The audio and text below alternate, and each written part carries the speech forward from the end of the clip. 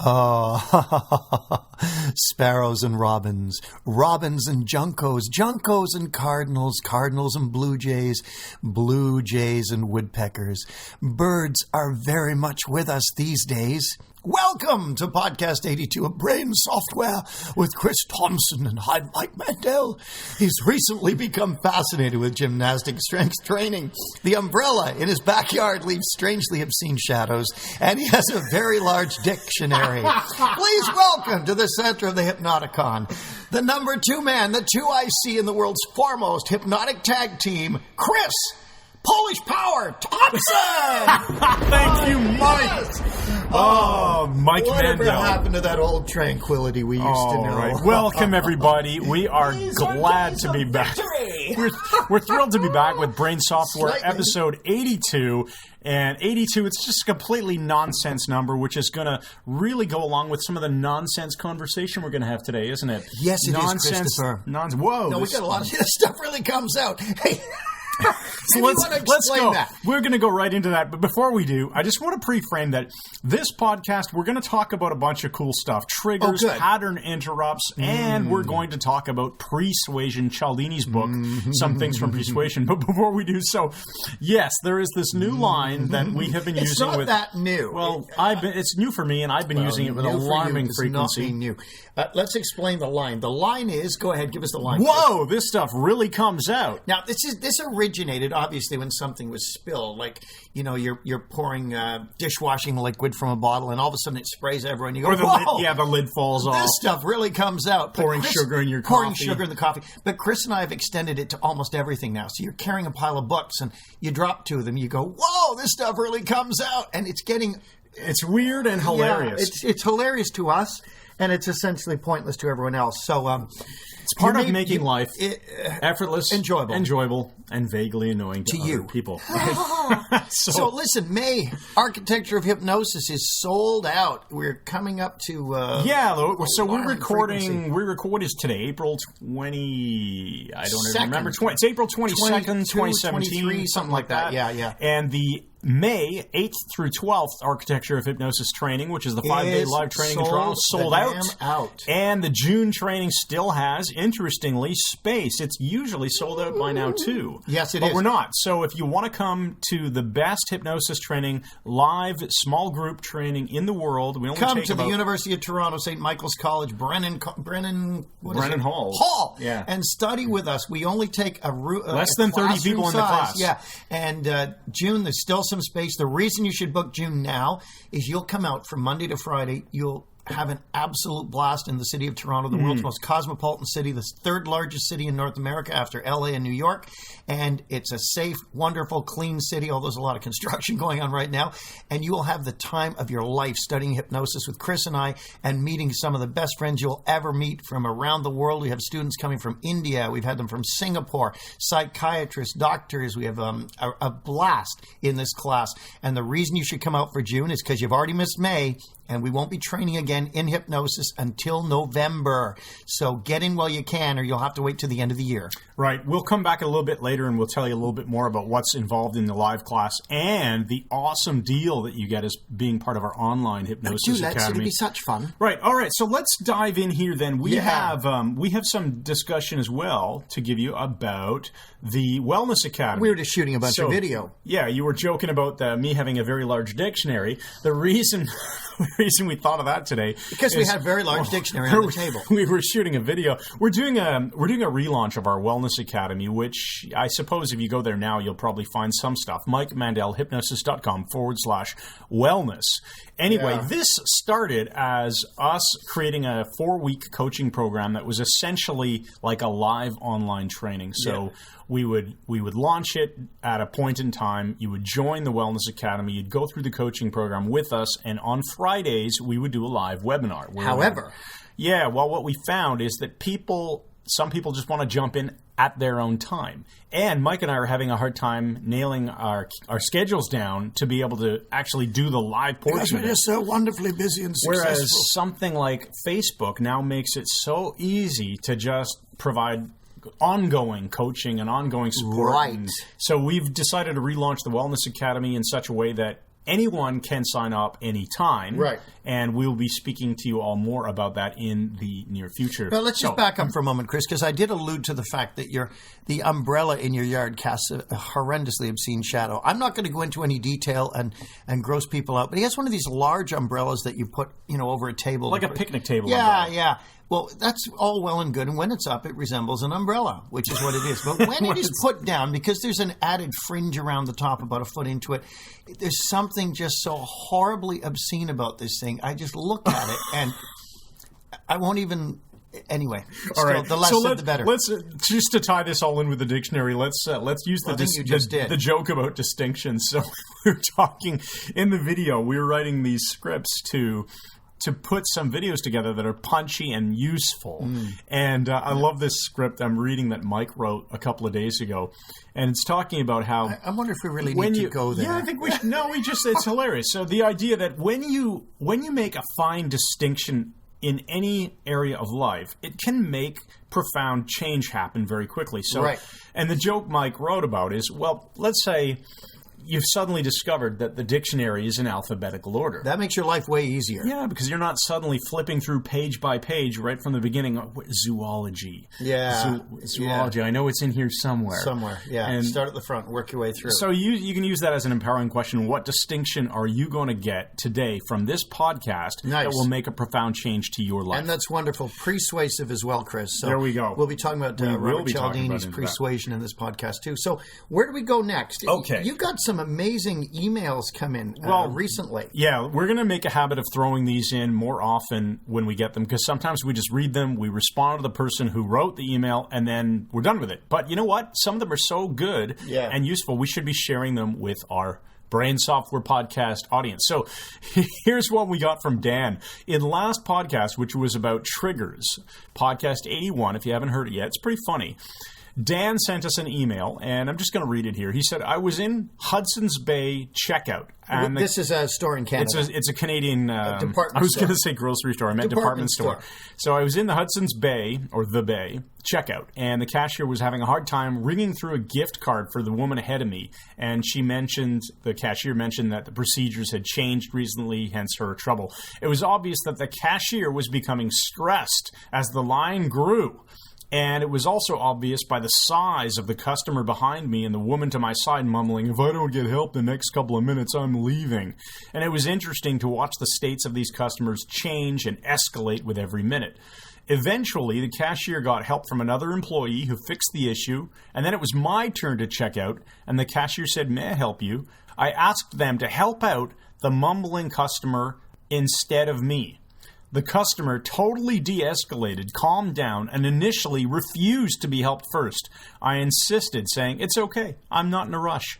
And he points out, delayed checkout, ding, ding, ding, trigger. Now, let's hear your evaluation of this, Chris. I find this rather intriguing. I think it's brilliant, because the typical reaction of someone who is inconvenienced is to complain.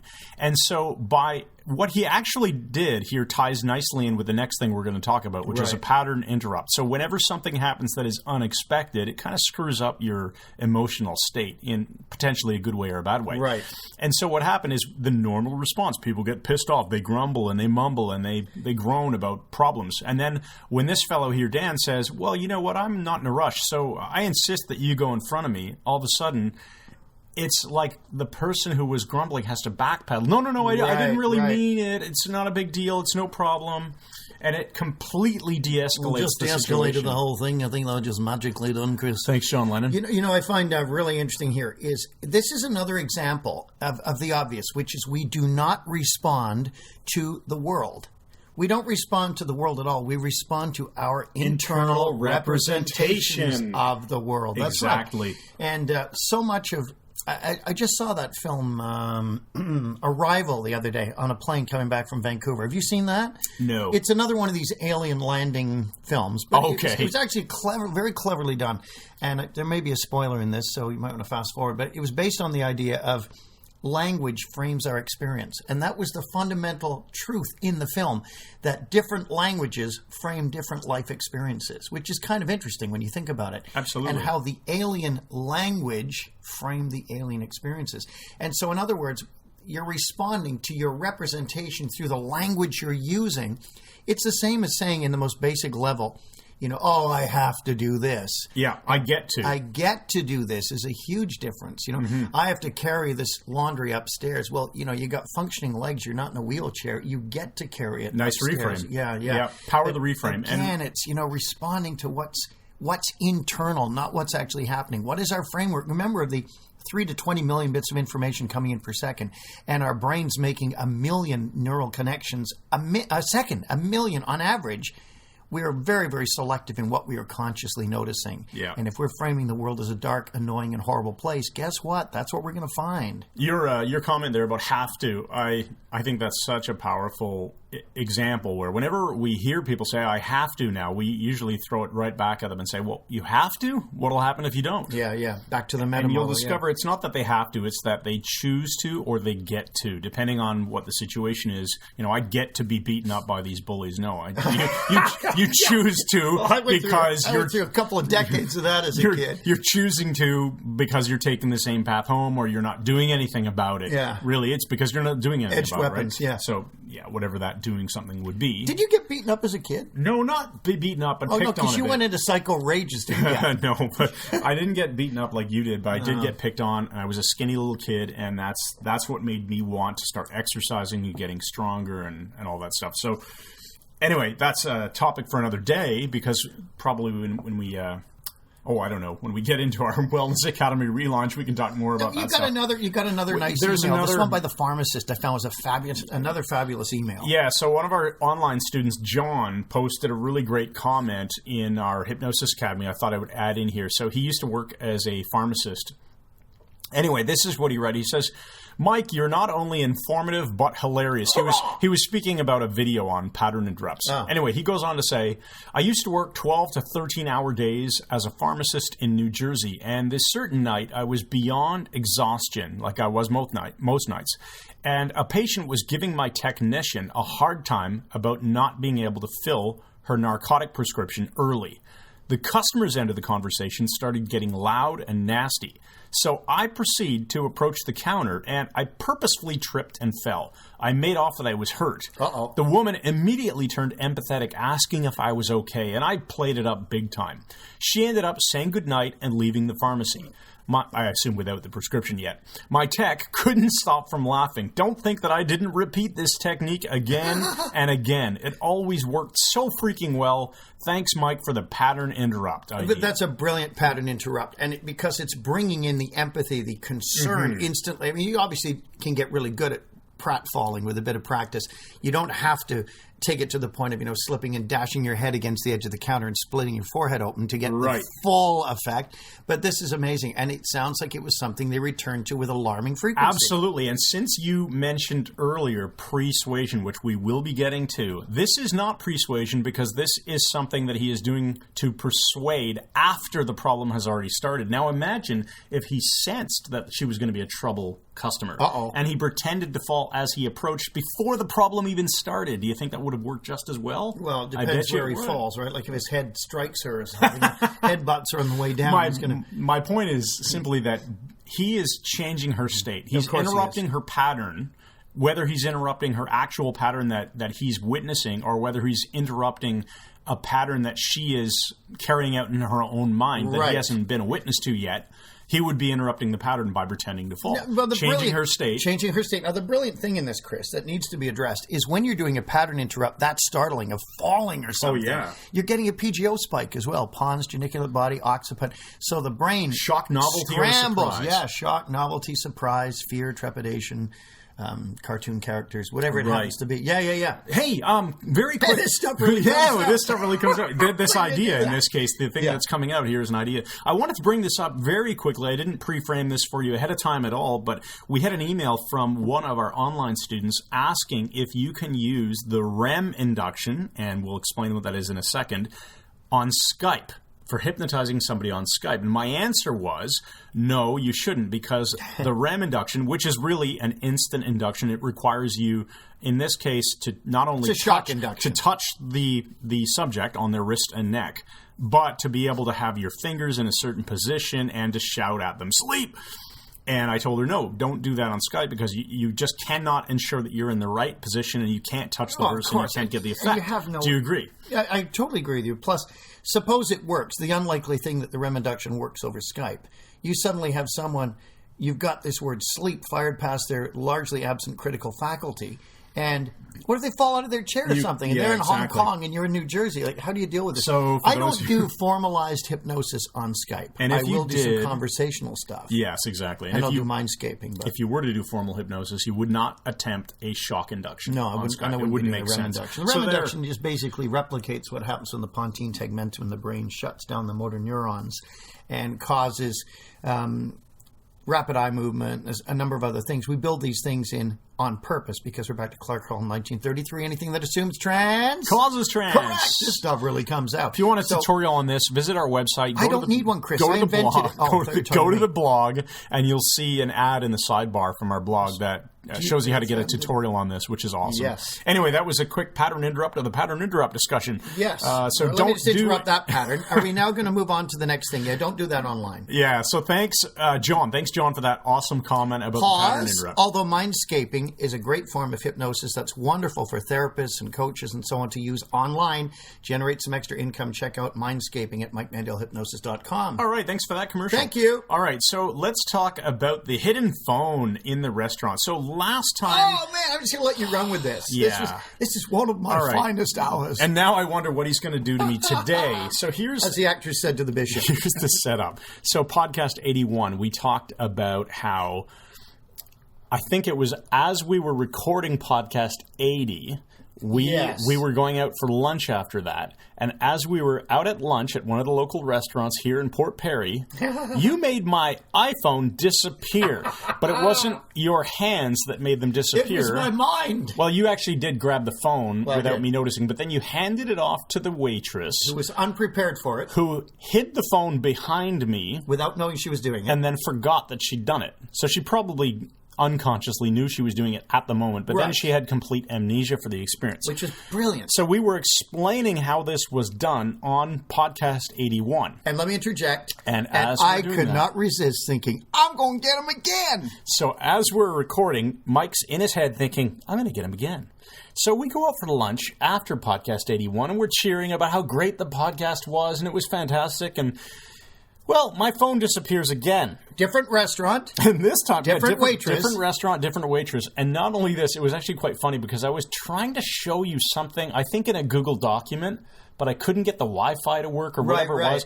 And I gave up, and I just left the phone on the table, and we changed the topic to something else. And a couple of minutes go by, and you see the idea that makes me want to pick up my phone and look at something on the phone again, and I can't find the phone. And I immediately begin questioning whether I brought it in from the car or whether I left it in the car. And then you remind me, well, no, you were just trying to show me this. Of course, we start with it bringing the doubt in. Are you sure you ever had it? And ever. So, of course, now I'm determined that, well, oh, yeah, of course, I did have the phone. Mike just reminded me I was trying to show him something on a Google document. On the phone. So I clearly had it at the restaurant. Where could it be? And I immediately go, oh, okay, he's done something with it. And I suspect that it's probably the waitress that he's invoked again because this was the newest thing and it happened the week before, 2 weeks before. It's this new thing I'm doing. Anyway, long story short, not to Ken Sweatman this to death. You are Ken Sweatmaning it now, Ken. You got me again at a different... So this time... I got her to take it way far away and set it down and not remember she did it. You got her to take the phone and put it on like a...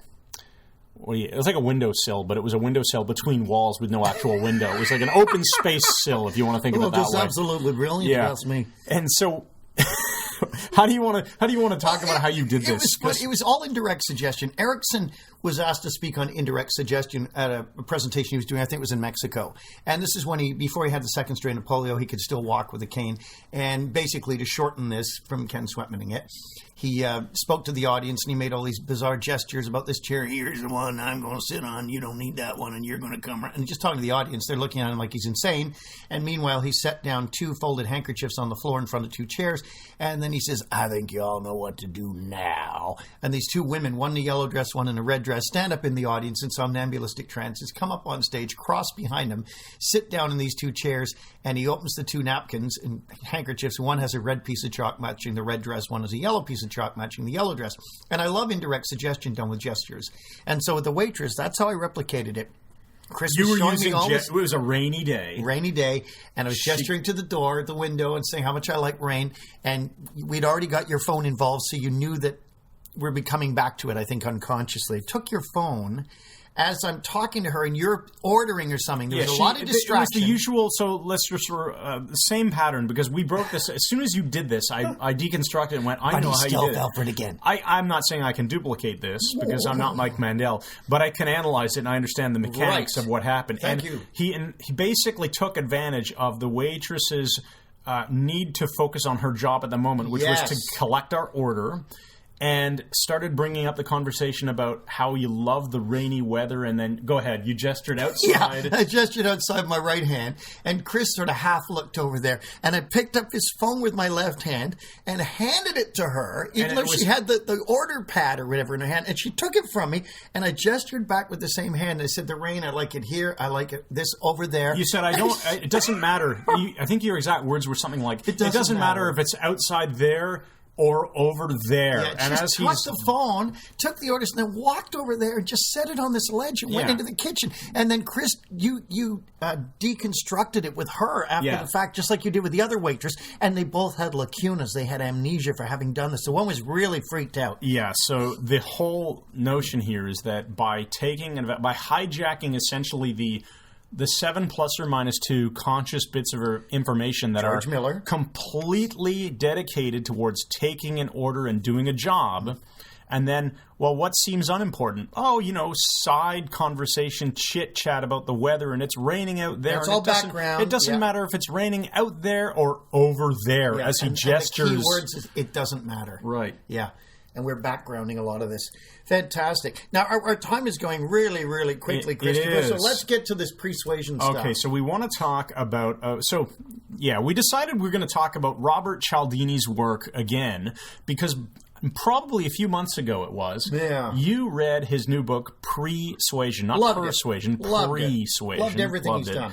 You told me it's absolutely just as good as his original book on influence, The Psychology of Persuasion, so I bought the book too. I read it. I loved it. And then, as I was prepping to go on a road trip a couple of months ago, I had all these credits for Audible.com that were, I hadn't been used yet. So rather than renew my subscription, I canceled the subscription, and I had to use all the credits or I would lose them. And so one of the books that I bought on Audible was Pre-suasion, because I often like to buy a book and get the audiobook so I can go through it in multiple formats. It's awesome. Yeah, greedy. Anyway, so I've been listening to Pre-suasion after having read the book, and you and I were chatting about some of the things in the book that are just... right here. Yeah, Mike's flipping through it on my desk here. And it's an absolutely brilliant book. We wanted to suggest... buy it. I think we really recommend you read it. Pick it up. So let's talk about a couple of the things in the book. But before we do that, let's just set up the idea of what is pre-suasion. So you're persuading on me here. Yeah. So persuasion is persuading somebody to do something, convincing someone, having influence over them in some way. Pre-suasion is this cool little flip of the letters that really implies pre, right? The prefix pre, before. So it's all about setting up a certain state in somebody. Before you attempt to persuade them. Which he calls privileged moments in many cases, a privileged moment. And but to us as hypnotists, it's a state thing. Yes, of course. Yes, so you're setting up a state before you ever engage in any conversation about the actual topic that you're trying to persuade them on. Right. And so we had a few cool examples that we just wrote down here. The first one we wrote down is the warm drink versus the cold drink. Oh, yeah. He mentions in the book, like, if you want somebody to be warm towards the idea you're presenting, you hand them a warm drink before you present your idea. And that alone is sufficient to change their state towards you. That's so bizarre. And keep in mind, this is not just some theory. This is stuff that they test over and over rigidly. So they do exactly the same thing, but let's say in group A, they present the people with a warm drink and then ask them some question or whatever it is. And then group B, they present them with a cold drink and ask them exactly the same question in the same fashion. And they measure the results. And the warm drink was creating more receptive or warm responses. That's the idea. Warmth towards the idea. It's sort of, in a way, it's It's like an a anchor or a media. metaphor. You're setting it's a metaphor. an environment. Mm-hmm. And it's tell about the hockey player jersey. It's all about association. Yeah. So there was another one where they had, I can't remember if it was a hockey player the or example works. Some athlete on a team, and they presented two different groups of people with the exact same photograph of the exact same athlete. The only difference being, and you could think of this as like a Photoshop thing, a different number on the jersey. So let's say Group A, let's say the hockey player had number 2 on his jersey. Carl Brewer, Maple Leafs, 1967. There you go. Same picture, same athlete, but photoshopped on to Group B, let's say the number 98 or something like that. Or 99, just to be off from, although you don't want to say 99 because everyone knows 99 is Gretzky, so that's just too much of a, you're creating a different number, a higher number. Yeah. And then they ask the people to take this photo and estimate the athletic ability of this athlete. Right. Now, what's the only difference? The number. Right. But the higher number, those who saw the higher number, overwhelmingly estimated higher skill level. Well, Chris, I think you could even use this and have them estimate the salary of the player as well, right? You probably could because there you go. Just by pre-framing the notion of a higher number. Right. You're going to assume higher performance, potentially higher salary. That's an interesting theory. Higher everything, right? And this came up with one of Cialdini's colleagues. He actually mentioned his colleague in Toronto, the World Hypnotic Epicenter, who accidentally stumbled upon this because he used to get talked down on consulting contract pricing. And he was hesitant to pad his prices knowing that he'd get talked down. He just didn't like that idea. So he accidentally discovered this one time in presenting a contract to a potential client. And he offhandedly commented how, well, obviously, I'm not going to be able to charge you $1 million for this. And the client, looks up from his paperwork and says, well, we can agree on that. And then after the presentation was over, when he announced that the price would be $75,000, the client just agreed to it, no problem, no debate whatsoever, because this idea that a high number had been tossed out, this $1 million. Right, that dropped the anchor. Right. So anyway, that's all very, very cool. So we've talked about the hockey player, the warm drink, the cold drink. The one I want to talk about that I find really, really interesting, Chris, and then we'll move on to our metaphor and so on because we need to. We've got to go to the restaurant so his phone can disappear again. Oh, yes. The one I wanted to mention I find really interesting was the story of how they set up a test where people would come from an elevator, walk down a hallway, sit down in an office, and they would simply have to read something like a couple of paragraphs or whatever, do some minor task. Or a list of words. Words. The only difference was the control group had this standardized text they were reading. The other group had a number of words as well. It was salted to suggest. Salted to suggest being a senior, old age. Words like senior, gray, walking stick, wheelchair, Florida. Just a few of those salted through the article or whatever they read. And then all they did was video the people leaving the office and walking to the elevator and time them. And the ones who read the words about seniors just salted through an article, just hidden in it. Pension. They walked slower. They uniformly walked slower. I mean, that's unbelievable. Yeah. We're back to Dr. Lieberman's amazing discovery. If you want to seem younger than you are, the number one thing is to move faster. Move faster. You notice I move faster. Absolutely. All the time. And I have to at this advanced stage because I'm coming up to 64 in just a few days. Yeah, if you want to seem younger, move faster. If you want to seem more important, take up more space. Right. That's another one too, right? And if you want to seem more mystical, wear a wizard's hat and carry a wand. So if you move quickly, you take up a lot of space, and you wear a wizard's hat and carry a wand, you will seem young, important, and mystical. I love it. I'm going there. All right. Now, there's a couple of more that let's touch on these. So one, they discovered that in job interview situations, the applicants, if they were able to have their job applications on a heavier clipboard, they were seen as more serious, more substantial applicants than somebody whose job application of equivalent status was on a flimsy, non-weighty clipboard. Now, Chris, I can totally understand that even without it actually happening. I can put myself in that situation and someone hands me a weighty clipboard that's nicely made, and it's got their application on it, and I You'll pick this take up it and look at seriously. it, Yeah. and if they just hand me a couple of pages stapled together that are limp in my hand, I'm going to go for the Absolutely. clipboard. Absolutely, and I think there was actually some sort of study Firm done is always better than limp. on tablets. You know, tablet computers like iPads and stuff? Yes, I do, Chris. I have They an iPad. can make them very light. Or tablets is the wrong one because it's got such a big battery. Ebook readers. Okay. Ebook readers they can be made very light. But then they're perceived as flimsy. Yeah, the material that's loaded onto that ebook reader, of course, you're reading it on this flimsy little thing, and it's not seen as important compared to something on a bigger, on a printed. Maybe that's why I like hardcover books. If you think about it, more substantial. Well, I love hardcover books. I find that I take it more seriously if I'm reading from a hardcover book. So do I, especially if it's printed in like 1840. And then the last one that we're going to talk about, and this book, by the way, is just chock full of these awesome tests. Yeah, buy it. Buy Pre-suasion. So here was a cool thing. They wanted to know if these associations in pictures would matter at a very young age or an old age, or if age mattered at all. And so they took a sample of people, and they showed them pictures either of people standing close together, or the different group, people that were not close together, not looking like they were together at all.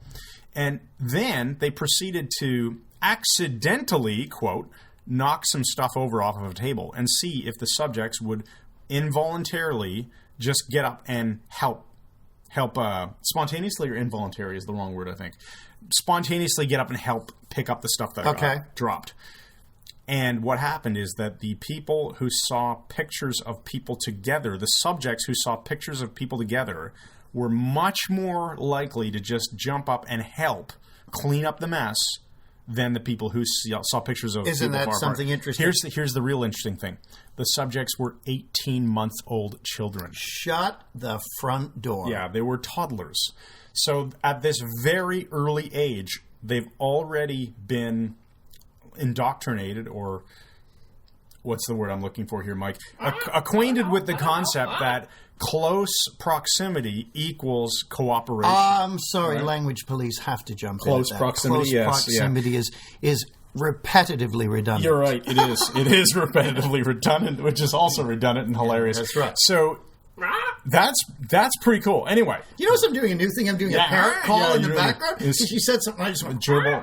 It's better than the gerbil laugh. No, the hamster laugh. Oh, the hamster laugh. No, guinea pig laugh. Guinea pig. Okay, I'm not doing it anymore. Okay. Go ahead. Just because we've used the wrong name. So really, we're losing the thread. This is just getting out of our hands. We're losing the threads of this podcast. We're absolutely So I think we should go right it. to the metaphor. We're going to go to the metaphor. Before we get to the metaphor, we are going to remind you on a couple of things I promised I would remind you of. Chris. So the architecture of hypnosis. Yes. Mike Mandel, hypnosis.com/class. So our May class is sold out. The June class is not, and we encourage you to come. Here's the reason why. Not only are you going to get 5 days of amazing life-changing experience in hypnosis from this guy who keeps making my iPhone disappear, and you can ask him all the questions you want about how to do that, but you actually get now lifetime access to our online academy for the crazy price of $99 a year. So normally people who are in our academy, it's $47 a month, and it's kind of like the Netflix for online hypnosis training. So you essentially have unrestricted access to our entire library of online hypnosis. Over 300 HD videos. Yep, and all the stuff that we keep adding, and you can join anytime you want, cancel anytime you want, which is why I say, just like Netflix, you're not tied in on any contract or anything like that. So you could just join for a month and binge watch if you wanted to, or you could stay in for lifetime. But once you take the live class, then you get lifetime access for only $99 a year, which is an amazing thing. So if you are one of our online students, it's worth coming to the live class for the training just to be able to knock the savings off, knock the budget down substantially. Right. And keep in mind that if you live check your map. You'll probably notice if you live in the United States and in the northern half, you might be closer than you think to Toronto. Seriously, guys, and the Canadian dollar is very low right now. You come here. If you're coming from the U.S., it's not expensive for you at all. Yep. That's why people are flying in from the UK and from other parts of Europe, because it is substantially cheaper to take your training here in Toronto And you get and to have a take your blast notes. with us. Right. All right, so let's... And even your two lovely daughters, Ramphorincicus and Erevuantave, will be studying with us in time. How long did you work on that one? I don't know. It just sort of came to me. All right. All right, what's the metaphor for today, Mike? The metaphor for today is Mike's ultimate enjoyment day. Another true story. So back when I had my long rock and roll hair, this would be in the 90s, late 20 years ago. Intercon Security in Toronto, big security company, was running an exercise, and it was being run by my friend Alan Bell, who's former SAS and protected the Pope, and I'm not kidding. So he was teaching them how to do VIP protection, and they asked if I would be the VIP that they protect for a full day. I said, yes, this would have cost thousands and thousands of dollars. They said, get to the Novotel Hotel in Toronto, and you can basically go wherever you want, do whatever you want. And you got a security team. So I thought, this sounds awesome. So Andy Padula comes in. He says, I'm running your exercise today, sir. Introduces himself. They're all connected with earphones. I mean, just like James frickin' Bond. It was amazing. Chris, 3 cars. Crown Victorias. 2 cars with 3 bodyguards each and a driver. And then I was in the middle car, which was the driver, Andy running the event, and me. So I had 10 frickin' guys. I said, I want to go to the museum. They pull up in front of the museum. These guys are trained to drive 60 miles an hour, 6 feet apart, so nobody can get near the car that's being protected. We stop in front of the no parking zone. We come out. They're just instantly surrounded by security, and people are like, who is this? Meanwhile, the Toronto Film Festival was on. Everybody thought it was somebody famous. It was just such a blast. We did this all day. We went to Maranello Motors, north of the city, where they sell, Ferraris or something like that. We'll probably have to edit the name out, but I showed up. I walked in with a blue Versace suit, the long hair, freaking weird sunglasses, and I came in, and they suddenly see there's cars out there with bodyguards standing around, 10 people. And he said, hi, welcome. I said, thank you. He said, here's a car. I said, how much for 2? This Ferrari, right?